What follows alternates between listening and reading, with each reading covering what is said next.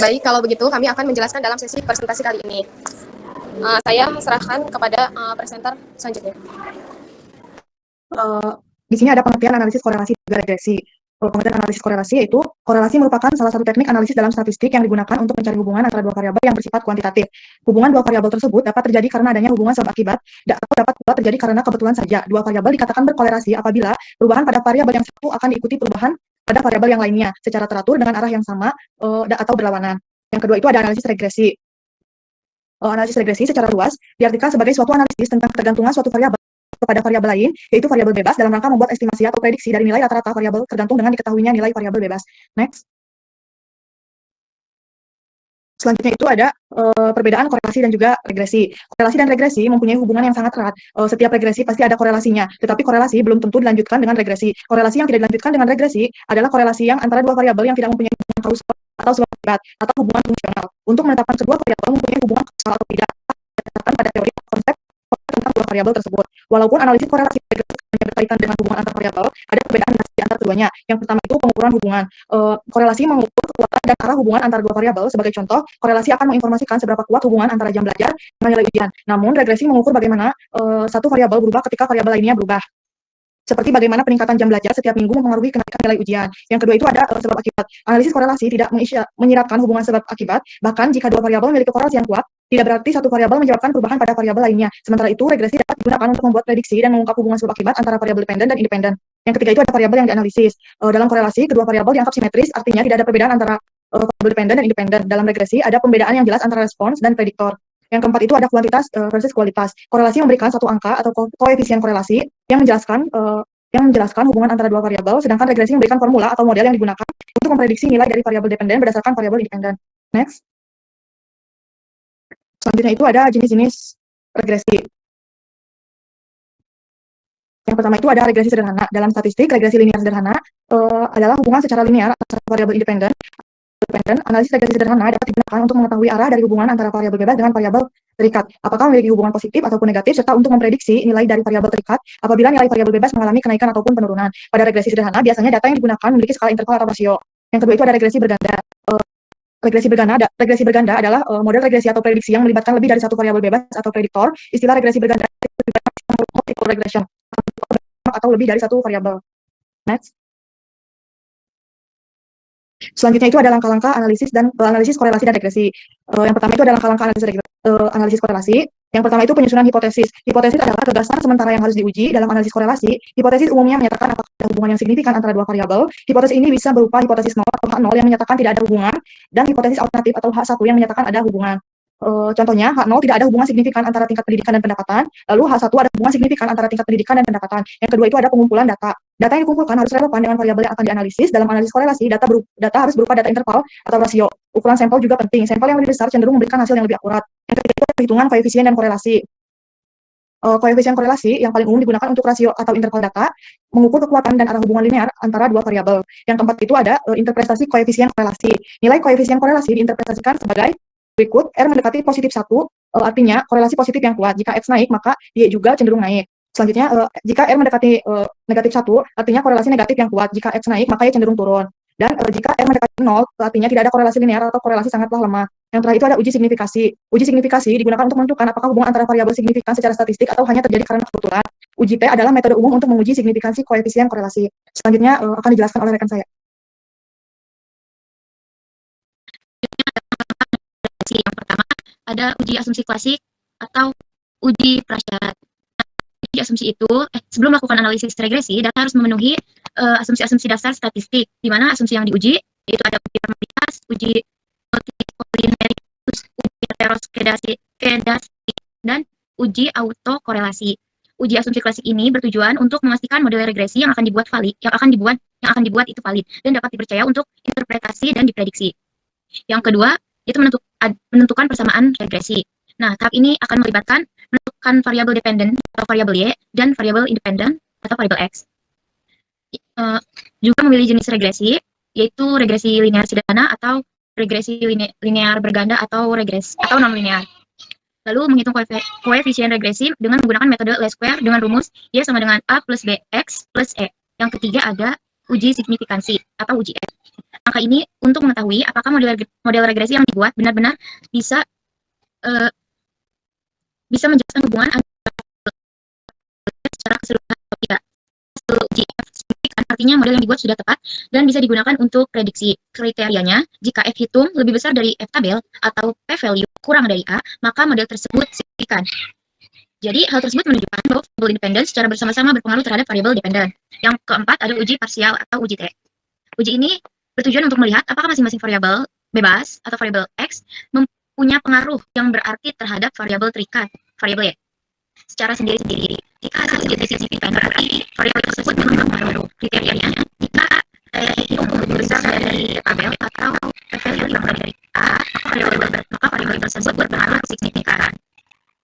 Terus yang kelima, menentukan koefisien determinasi atau L-square. Koefisien determinasi ini menunjukkan kualitas asumsi perubahan yang dijelaskan oleh X. Jadi semakin besar nilainya mendekati 1 atau 100%, maka semakin baik regresi dalam menjelaskan data. Yang keenam, pengambilan keputusan. Berdasarkan semua hal uji yang atas yang sudah dijelaskan, kita bisa mengambil kesimpulan apakah variabel X memang mempengaruhi variabel Y atau tidak, dan seberapa kuat pengaruhnya. Kesimpulan ini penting untuk membuat keputusan atau saran penelitian selanjutnya. Berikutnya ada kelas regresi. Yang pertama ada uji normalitas, di mana uji normalitas tersebut merupakan uji yang digunakan untuk mengukur apakah sebaran data berdistribusi normal atau tidak. Terdapat uji normalitas ini bertujuan memastikan bahwa residual dari model regresi terdistribusi normal atau tidak. Syaratnya jika P-value lebih besar dari A, A-nya bernilai 5,0, maka data bisa disebut berdistribusi normal. Yang kedua, uji autokorelasi. Uji autokorelasi adalah suatu metode dalam analisis statistik, khususnya regresi linear, yang bertujuan untuk mendeteksi hubungan korelasi antara residual dalam suatu model regresi pada periode waktu yang berbeda. Yang ketiga adalah uji heteroskedastisitas. Uji heteroskedastisitas adalah ujian dalam analisis regresi untuk mengecek apakah terdapat perbedaan varian dari residual dengan nilai regresi pada semua titik data dalam model. Yang terakhir ada uji multikolinearitas. Uji multikolinearitas adalah uji statistik yang digunakan untuk mengetahui apakah ada korelasi yang tinggi antara variabel bebas dengan model regresi. Selanjutnya, next. Selanjutnya ada aplikasi korelasi dan regresi. Yang pertama ada peran korelasi dan regresi dalam pengambilan. Korelasi digunakan untuk mengidentifikasi dan mengukur kekuatan serta hubungan antara dua variabel. Sebelum diperlukan adanya hubungan antara variabel bebas dan terikat. Jika tidak ada korelasi, maka analisis regresi tidak dapat dilanjutkan. Contoh pengambilan keputusan dalam analisis korelasi yaitu seorang manajer pemasaran ingin mengetahui apakah pengeluaran iklan berhubungan dengan peningkatan penjualan atau tidak. Dengan analisis korelasi, ia bisa memastikan apakah hubungan tersebut cukup kuat untuk dilanjutkan ke tahap prediksi dengan menggunakan analisis regresi. Yang kedua itu ada analisis regresi. Nah, analisis regresi ini digunakan untuk memprediksi nilai variabel dependen berdasarkan satu atau lebih variabel independen. Model regresi dapat membantu untuk membuat keputusan dalam memperkirakan hipotesis dan menentukan variabel mana yang paling berpengaruh terhadap pendidikan. Contoh pengambilan keputusannya adalah seorang kepala sekolah ingin mengetahui faktor-faktor yang mempengaruhi prestasi siswa, seperti jam belajar, kehadiran, dan dukungan orang tua. Dengan analisis regresi, ia dapat mengetahui faktor mana yang paling berpengaruh dan mengambil keputusan untuk meningkatkan faktor tersebut. Terus yang kedua itu ada manfaat dan contoh aplikasi dalam pengambilan keputusan. Yang pertama ada prediksi dan perencanaan. Regresi memungkinkan prediksi nilai variabel target. Misalnya, dengan memprediksi penjualan berdasarkan anggaran iklan atau memproyeksikan pertumbuhan ekonomi berdasarkan investasi dan pengeluaran pemerintah. Yang kedua, identifikasi faktor penting.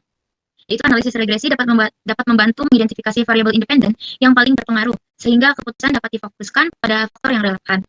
Tiga, evaluasi efektivitas kebijakan. Dalam sektor publik atau kesehatan, regresi digunakan untuk menilai dampak kebijakan atau intervensi tertentu terhadap variabel outcome, misalnya untuk menilai efektivitas program kesehatan berdasarkan pola makan dan aktivitas fisik. Optimasi dan efisiensi. Hasil regresi dapat digunakan untuk mengoptimalkan alokasi sumber daya dan meningkatkan efisiensi proses bisnis atau operasional. Yang kelima, sistem pendukung keputusan atau SPK. Regresi dan korelasi diimplementasikan dalam sistem pendukung keputusan berbasis komputer untuk membantu analisis data dan memberikan rekomendasi otomatis, misalnya untuk memprediksi nilai akademik siswa berdasarkan jam belajar, istirahat, dan tidur. Yang ketiga ada contoh praktisnya. Contoh praktis dalam sektor ekonomi. Pemerintah menggunakan regresi untuk memprediksi dampak kebijakan fiskal terhadap pertumbuhan GDP. Yang kedua, dalam sektor bisnis, perusahaan memanfaatkan regresi untuk menentukan strategi harga dan promosi yang optimal agar meningkatkan penjualan. Yang ketiga, dalam sektor kesehatan, peneliti menggunakan regresi untuk memprediksi risiko penyakit berdasarkan pola hidup dan faktor demografis. Yang terakhir, sektor pendidikan, sistem pendukung keputusan menggunakan regresi untuk memprediksi nilai siswa dan memberikan saran peningkatan berdasarkan kebiasaan belajar. Nah, jadi kesimpulannya, analisis korelasi dan regresi tidak hanya membantu memahami hubungan antar variabel, tetapi juga menjadi dasar pengambilan yang rasional dan terukur. Penerapan yang tepat akan meningkatkan kualitas keputusan di berbagai sektor. Sekian yang dapat saya sampaikan. Untuk selanjutnya saya serahkan kepada moderator. Baik, selanjutnya di sini ada studi kasus. Nah, seorang engineer ingin mempelajari hubungan antara suhu ruangan dengan jumlah catat yang diakibatkannya sehingga dapat memprediksi atau jumlah catat produksi suhu ruangan dari tersebut, kemudian mengambil data selama 30 hari terhadap rata-rata atau min suhu ruangan dan jumlah catat produksi. Penyelesaiannya itu mengikuti langkah-langkah dalam analisis regresi linear sederhana adalah sebagai berikut. Langkah pertama itu menentukan tujuan. Tujuannya memprediksi jumlah catat produksi jika suhu ruangan tidak terkendali. Langkah kedua, identifikasi variabel penyebab dan akibat. Variabel faktor penyebab itu X, suhu ruangan variabel akibat itu Y. Nah, dibagi jumlah catat produksi. Next. Nah, di sini langkah ketiga itu pengumpulan data dan menghitung X2, Y2, dan XY, dan total dari masing-masingnya. Dapat dilihat ada tabel. Next. Nah, langkah keempat, hitung A dan B berdasarkan rumus regresi linear berganda. Nah, bisa dilihat buat cara perhitungannya. Langkah kelimanya itu buat model persamaan regresi. Rumusnya itu Y sama dengan A ditambah B XY sama dengan min 24,38 ditambah 1,45X. Nah, langkah keenamnya itu lakukan prediksi atau peramalan terhadap variabel faktor penyebab atau variabel akibat. Yang pertama itu prediksi jumlah cacat produksi jika suhu dalam keadaan tinggi atau variabel X, contohnya 30 derajat. Nah, jadi jika suhu ruangan mencapai 3 Celcius, maka diprediksikan akan terdapat 19,12 unit cacat yang oleh produksi. Nah, yang keduanya itu jika cacat produksi atau variabel Y yang ditargetkan hanya boleh 4 unit, maka berapakah suhu ruangan yang diperlukan untuk mencapai target tersebut? Nah, jadi prediksi suhu ruangan yang paling sesuai untuk mencapai target cacat produksi adalah sekitar 19,57 derajat Celcius. Next. Selanjutnya, di sini kami membuka sesi tanya jawab. Boleh, barangkali ada yang mau ditanyakan, boleh dikirim di chat, via chat aja. Terima kasih.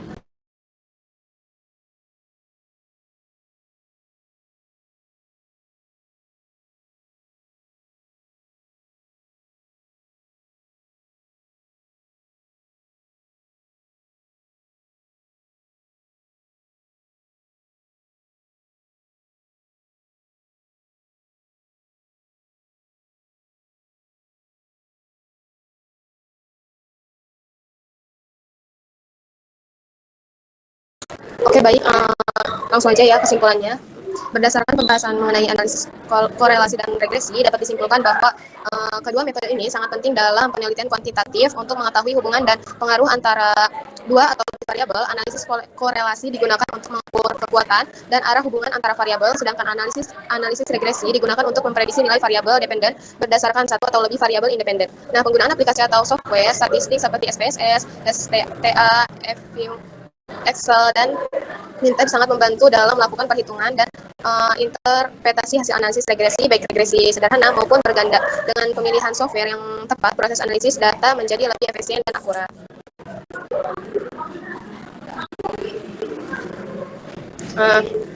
Mungkin demikian rangkaian presentasi yang telah disampaikan. Saya mengucapkan terima kasih atas perhatian semuanya. Semoga materi yang telah disampaikan hari ini dapat memberikan wawasan dan manfaat bagi kita semua. Saya selaku moderator mohon maaf jika terdapat kekurangan atau kesalahan dalam membantu jalannya presentasi kali ini. Terima kasih atas kesempatannya. Wassalamualaikum warahmatullahi wabarakatuh.